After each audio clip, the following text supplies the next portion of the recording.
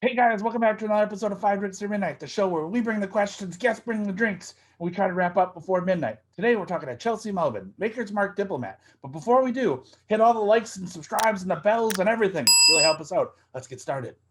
5 drinks, 5 questions, or midnight. Whatever comes first.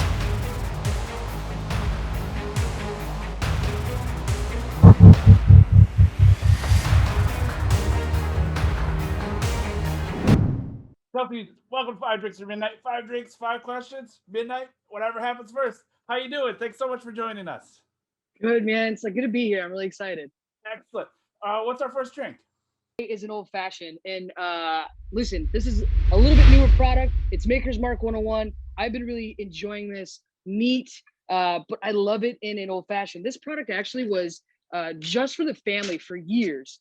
Bill Sr. would make this product and kind of keep it in his desk drawer. And when his buddies would come over, Pappy Van Winkle, the Shapiros, any of the Bourbon Titans would come over, he would pull this out of his desk drawer. And just like in true Maker's fashion, it became popular via word of mouth. And for me, my old fashioned, two parts whiskey, bar spoon of sugar, whether it's Demerara or just your classic simple. Couple dashes of bitters. Honestly, any kind of bitters, like whatever you're feeling like for the night. And then just a quick stir. I reserve my cherries for Manhattans. Okay. So I am not a cherry in my old fashioned. No muddling. I just like to stir it up, get it to a good dilution.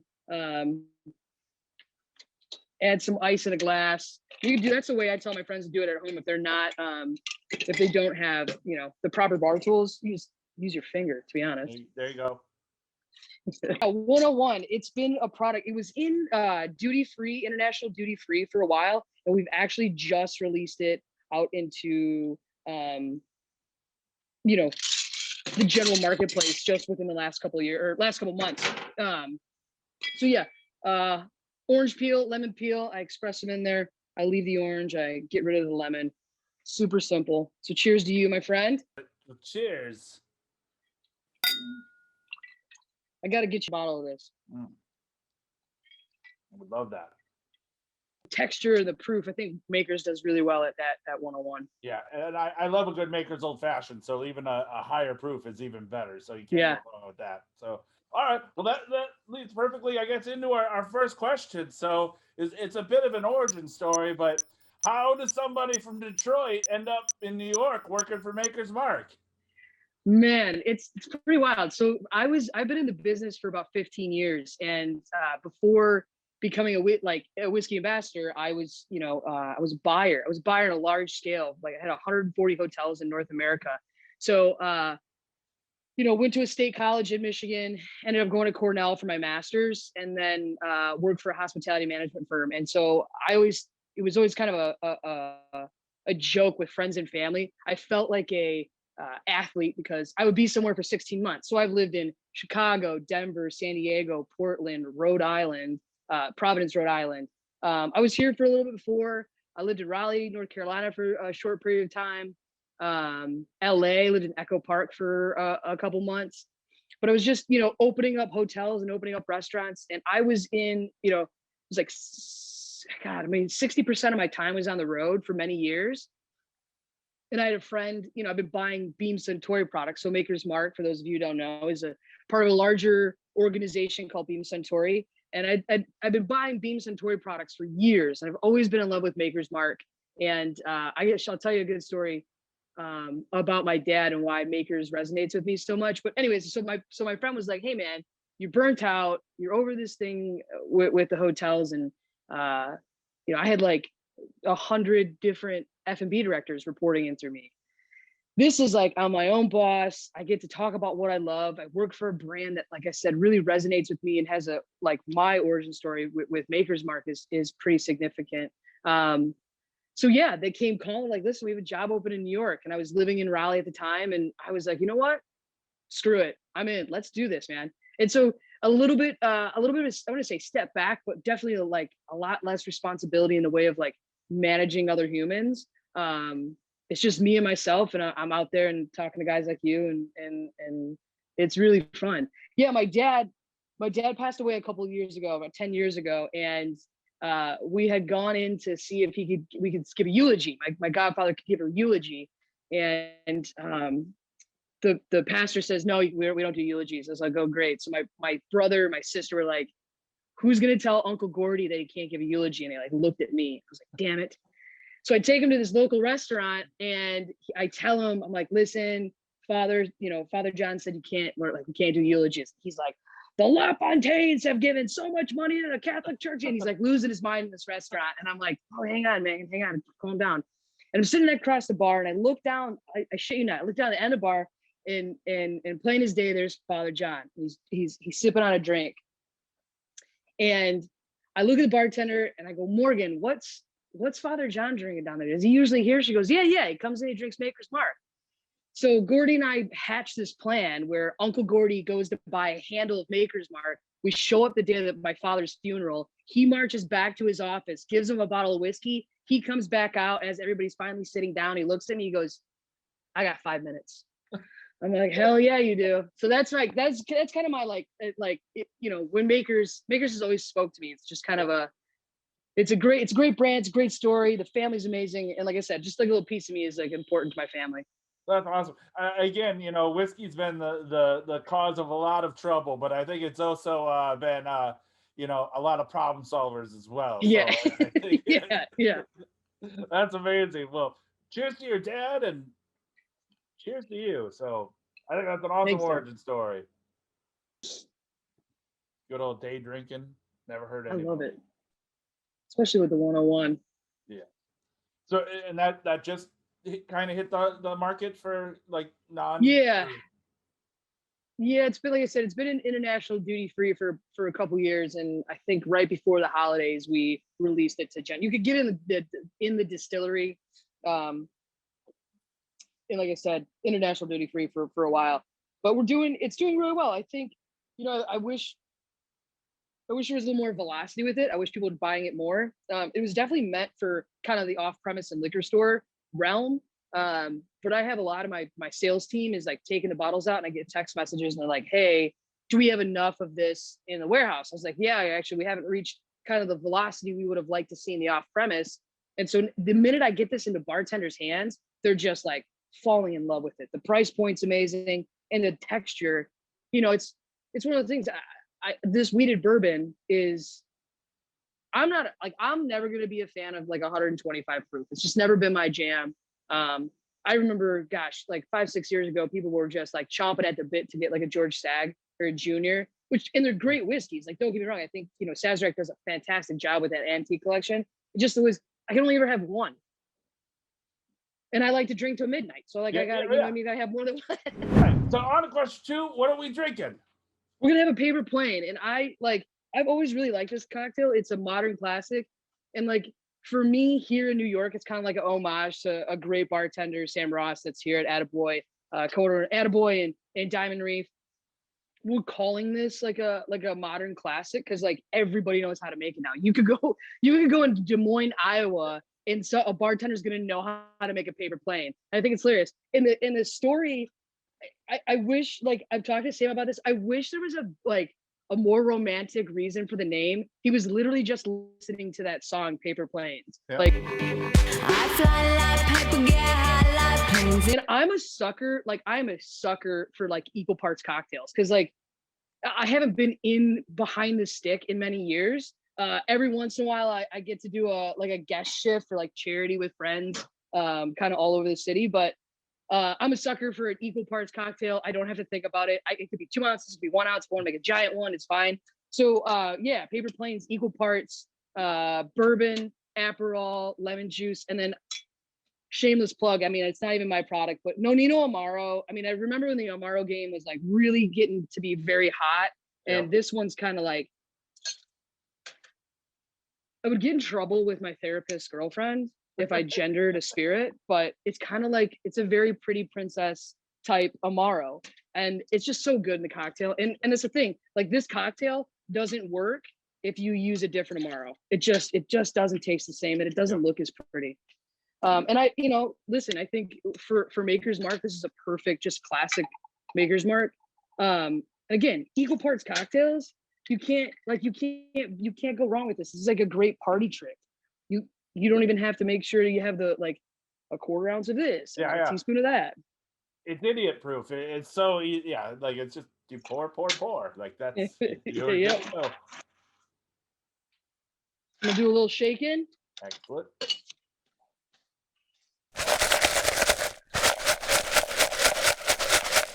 Well, cheers. Cheers. Yeah, I've messed around and tried to make this like in a frozen situation too, and it's pretty damn good. Yeah. So do you go to Diamond Reef and Attaboy a lot? Or Attaboy, yeah. No, Attaboy, yeah. And so my partner's brother and her sister-in-law live in East Nash. So it's always been kind of fun too when you go down there and go to the Attaboy down in Nashville as well. So yeah, I'm a big fan of Attaboy. I've had a lot of late nights there. You mean early mornings? Yeah, that's exactly right. That's exactly right. That is 100% correct. I'm it's like you walk in and you're like, I'm in the mood for this. Like I want a shaken gin cocktail that's like not, a gin fizz. Like, and they're like, cool, gotcha. And then something shows up and it's always freaking delicious. Yep.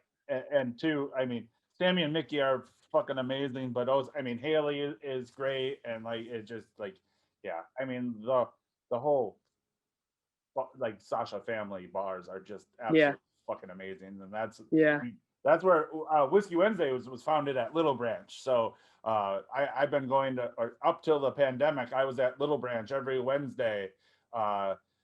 Come rain, shine, hell or high water, sitting at table one. I'm also a big fan of Little Branch. I was actually just there a couple nights ago.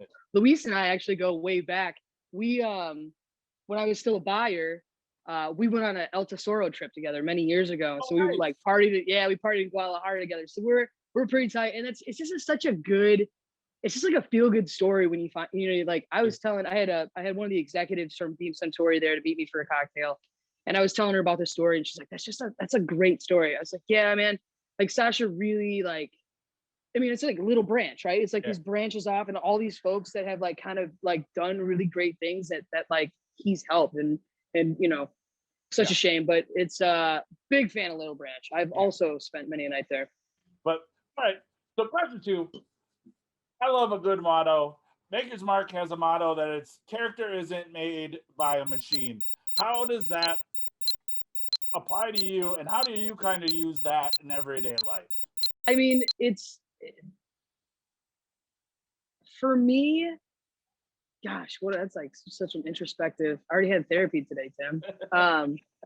I think just like, that right there, therapy. Like, every Friday at noon, I have a standing appointment where I pay somebody $200 to talk about myself for 45 minutes, and just trying to be your most authentic self. And for me, living in New York, I was just talking to my partner about this. Living in New York has made me more me than I've ever been in my entire life. And like, I feel safer here at 11 o'clock on a train than I do sometimes when I was in Raleigh, North Carolina.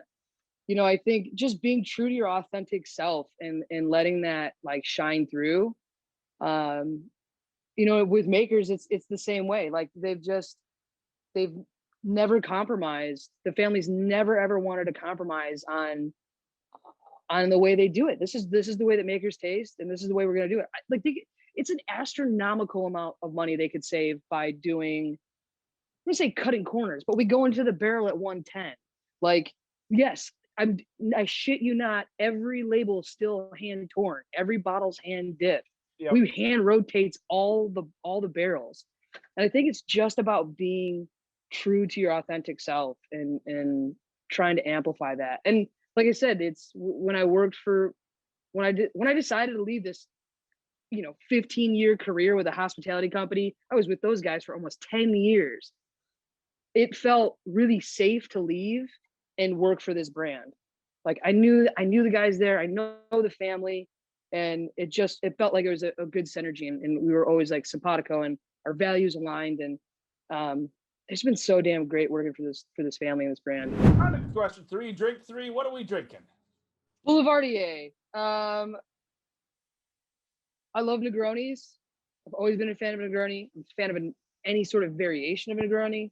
I'm always into bitter stuff, which, yes, I know that seems like, why is the girl that works for the most iconic wheated bourbon into bitter stuff? I am. I always have been. I do love Maker's Mark neat by itself because it is front palate. I'm a big wheated bourbon fan, not just Maker's Mark. But yeah, Campari. I mean, I think it's like we grew up. So my father was a Sicilian and Hungarian, and so just like tons of Italian food. My mom comes from an Italian family. Like, it's always about Campari. My mom still just drinks Campari and soda all the time. She's been drinking Campari and soda before, like, before like all the Gen Zs were drinking like Campari and soda. Knew what an Aperol Spritz was. It's like my favorite question that I hear at bars, even here in New York. Like, do you know what an Aperol Spritz is? No, I have no fucking idea what an Aperol Spritz is. Yes, I know what an Aperol Spritz is. What is happening? Aperol Spritz is older than your grandmother. Anyways, so I think what I was saying earlier is I think this resurgence of this cocktail scene,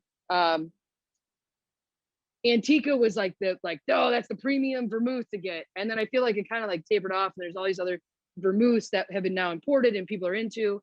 I still don't care what anybody says. I'm still a big fan of Antica. And for me, the way I make my Boulevardier, again, equal part cocktail, as I was saying earlier, makes life very easy. I make it with our cask strength. So cask strength bourbon, new packaging, new price. Really excited about this because this was always intended to be a bartender's whiskey. But the packaging was really bulky and the price wasn't there. It was too expensive to make cocktails. It was like $60. So 2020 was the re-release or the new launch of our cask strength bourbon. So I make my Boulevardier with our cask strength bourbon. I think that Antica can stand up to everything. I think that the wheated cask strength bourbon stands up to the Campari, and it's all big, robust flavors. So yeah, a big fan of Antica for my Boulevardiers. What was the other thing I wanted to say about the cask strength? Damn you. It's delicious. We like one in every six bottles is slam dunked. I wish I had one. So basically what they do, like, it's like, yeah, one in a case, one in a 6-pack is slam dunked. And so like the wax comes like over the shoulders. It's really sexy. It's kind of cool. It's, hunting for those bourbon things. So do you drink your Boulevardier up or on the rocks? I have it up. You have it up. I'm gonna drink mine on the rocks today. That's fine. I was at Clover Club last night, I stopped by to see Ivy at Leanda, and I was trying to catch Julie to see if she was there at Clover Club. So she wasn't, and so I just drank like 4 Boulevardiers at Clover Club last night instead. Wasn't a bad night. I was gonna say that sounds like a terrible Thursday. It was not a terrible Thursday. Oh, and I hadn't been inside. Like, I haven't been inside Clover Club in like, gosh, over a year. Yeah. And they were doing indoor dining, and so I went in and I was there by myself and said, I was like, man, I forget, this bar is just so beautiful. What a beautiful bar. And I'm like, I live in Greenpoint, so it's kind of a little bit of a trek to get to Park Slope. The G train's there, but kind of like that neighborhood. It's quiet. Yeah. That's right off of Smith, right? Yeah, Smith. Yeah. Cheers, my friend. Oh yeah. Yeah, the Antica, man. I don't care. It's like, oof, I like it. It's very good. That's good. All right. So question 3, you kind of even brought it up just a little bit, which I think is kind of funny. But what is, I guess the whole thing is because I did a tasting with you back in December, virtually, of course, but you got some really weird questions during the night, and it immediately popped in my head is, What's the weirdest question you've got during the tasting or training? It's not. I don't know. Gosh, the weirdest question. Um, you expect certain questions from consumers. You expect certain questions from what we call the trade. Yeah. Bar and off premise guys. Um, I so the whiskey with an E thing, right? So Yeah. we spell whiskey without the E, right? Yeah. So we're a Scott. The Samuels family came from Scotland over to Pennsylvania when the Ohio River opened up for trade. Many folks, just like many folks, a lot of people like, let's move down the river and we'll go to Kentucky and we'll make whiskey there instead of making it up here in Pennsylvania. I had a guy like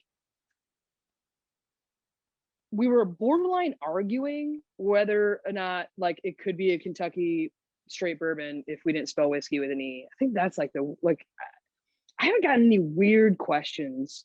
I get a lot of questions that like, people just like basic stuff that I take for granted. How do you make simple syrup? I'm like, well, it's very simple. It's just sugar and water. Yeah. I take those kind of things for granted. You both of us, we've been living in this like, industry world for years. You just like kind of take those things for granted. So yeah, weird question. I don't know if I can come up with a weird question. I listen, I get a lot of pushback on my like, do I really know that? Right? I think a lot of times, and it just is. It's even if I'm like somewhat this androgynous presenting female, I still get like pushback on like my knowledge of American whiskey, of bourbon, and then spirits in general. And it's just, there's some points where you just got to give up and be like, you know what, that's you know what, you're right. You're right. Thanks for being a dick. Move on. You're right. There's always questions about. So there was a it wasn't an age statement. What do we release in Japan? I mean, I am in constant contact with Jane Bowie, who's the director of innovations at Maker's Mark. I had coffee with Rob virtually like 3 days ago. Rob Samuels, grandson of the founders. I'm in constant contact with these folks. I text Denny and I give him shit. You know what I mean? I get questioned like, no, you released a rye. Like it's never happened. Yes, it has. You don't know. Like, no, it's never happened. You released an age statement. No, we didn't. We've never released an age statement.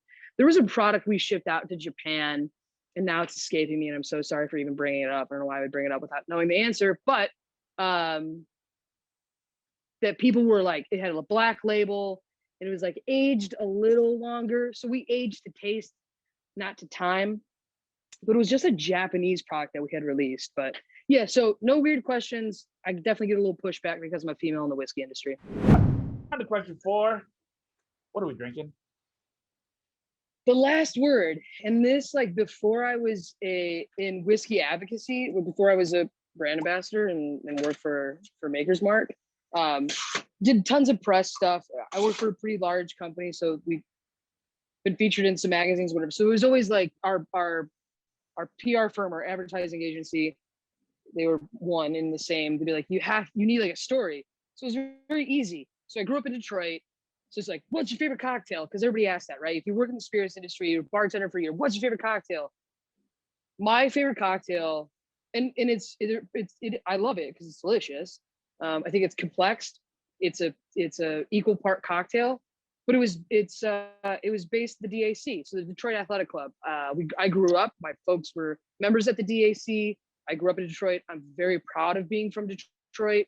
I love living in New York, but I will always be a Detroit girl. There's a little bit of grit in me from like growing up in the city of Detroit. So equal parts gin, lime, chartreuse, and Luxardo maraschino liqueur. I'm going to use my really good friend's favorite gin. Kelly Rivers is has to be one of the best gin ambassadors in the world. And hell, she's one of the best spirits educators I've ever known. She has one of the largest spirits collections or largest gin collections outside of like the UK, like the second largest gin collection. It's insane. She also has like a pretty wild mini collection. She's like big into like 50 mLs. Like she's got stuff that has like the TWA like stickers over top of them. I've always been like really impressed with that collection. It's just really cool. So she actually, and funny story, so she actually lives with our global brand ambassador for Cavassier, Zara Bates. So you have like two of what I like, some of the most well-respected people in the industry. And I'm like really grateful to know both of them. And I'm a big fan of Sipsmith.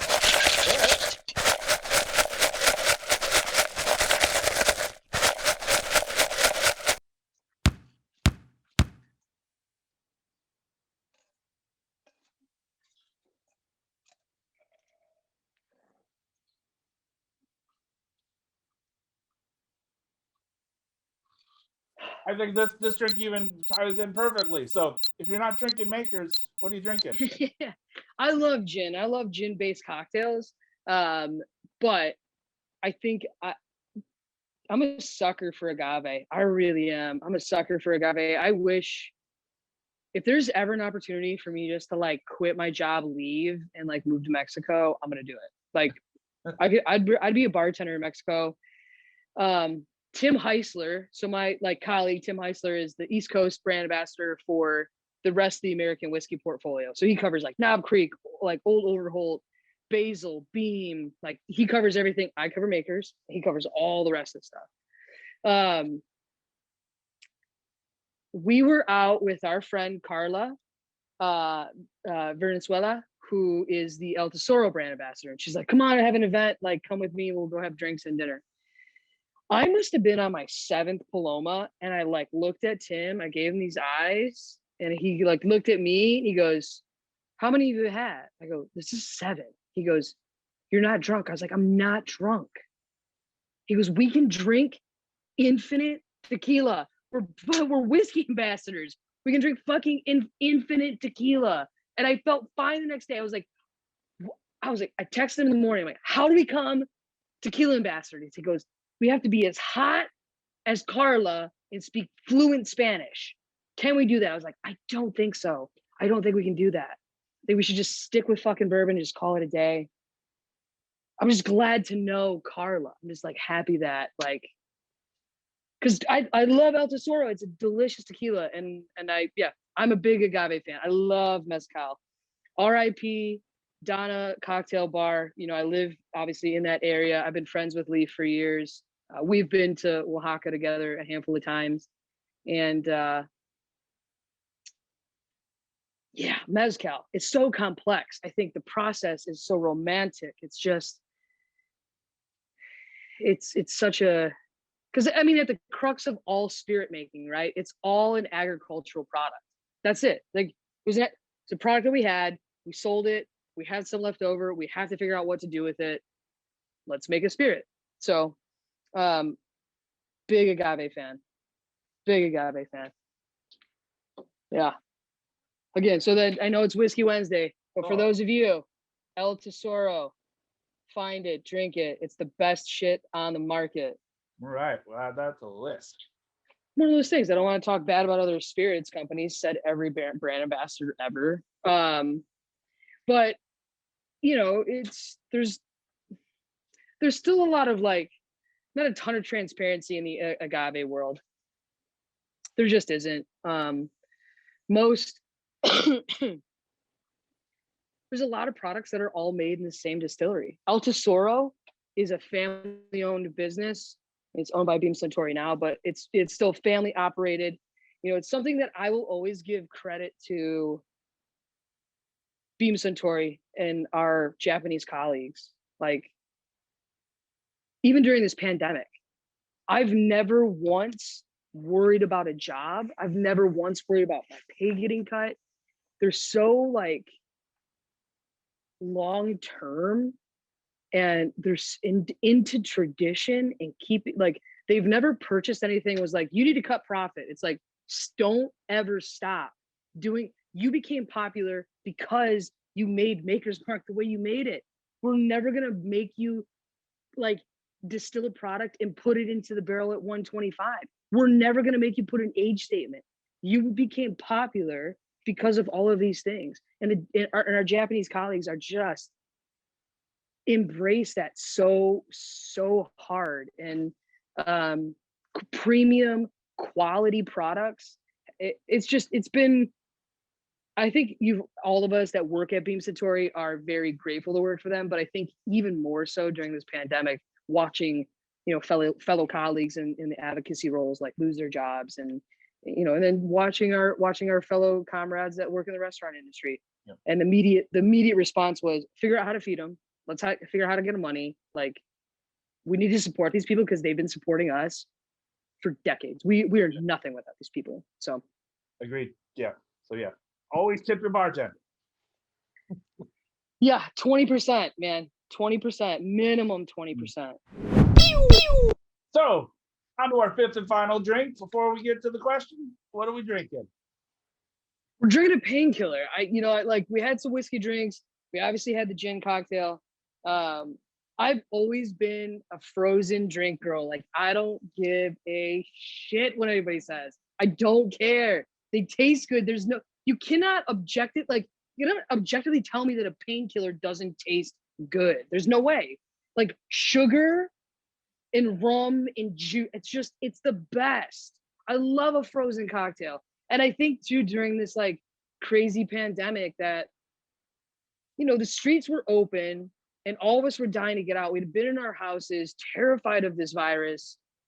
We're starting to ease back into the world. We're wearing masks, and they start to shut down the streets in New York, right? They shut down these giant streets. People are walking up and down. The governor approves cocktails to go, which is just, in the long term for me, is such a no-brainer.